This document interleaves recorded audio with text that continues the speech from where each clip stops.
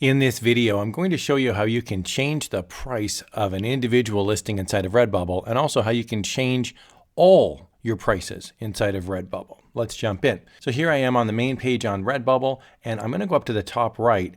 I'm going to click on my little icon for my store. And when I click on my icon, I'm going to see Add New Work. From here, you're going to have an option to add a new work or copy an existing work. I'm going to click on Upload New Work. Okay, now I've got my work uploaded, I've got my title and my tags in there, and as I scroll on down, I'm going to see that I can individually modify each of my designs. So here, for example, with standard print clothing, I can click the edit button.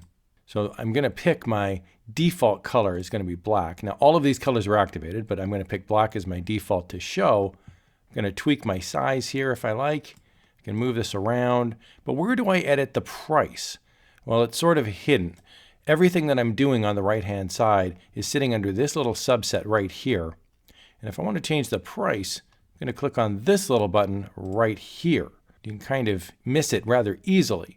And now we're going to see the availability is now turned on for a bunch of products, and we'll see the markup is also showing for each of my products.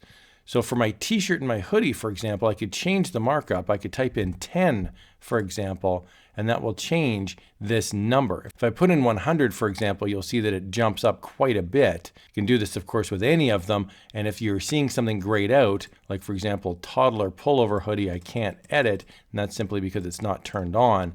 So make sure you turn on whatever products you'd like to have. You can do this with any of the products. I'm going to go here to large print clothing. I'll click edit. The exact same thing happens. I can select my default color. By clicking on this little gear, I can now select my markups. So if you're trying to make sales and you'd like to be more price competitive, you could turn your markups down pretty easily. Let's talk next about the default pricing for your entire shop. You can change that as well. So here on the main page on Redbubble, I'm going to click on the top right on my avatar, and I'm going to go into, down at the bottom, account settings. From here, I'm in my main account settings page, and on the left-hand side, you'll see artist tools.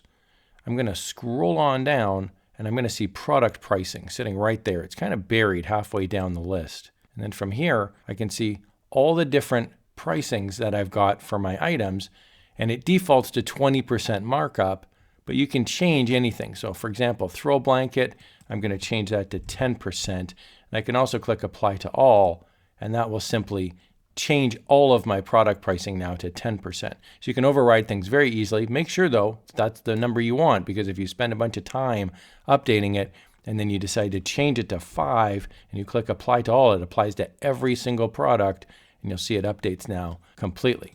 Down at the bottom, you can see apply these markups to all my existing work. This retroactively now changes your markup to anything you already have listed. Then you can click save my new default markups. It's going to ask you, are you sure? Because this is going to be a major change to all of my work. So I'll click OK. And now we can see my markups have all been changed to 5% on this account. I hope you found this video helpful. Redbubble is still a viable option for print on demand for many people, despite the increased fees. If you want to hear about those fees, click on this video. Thanks a lot for watching.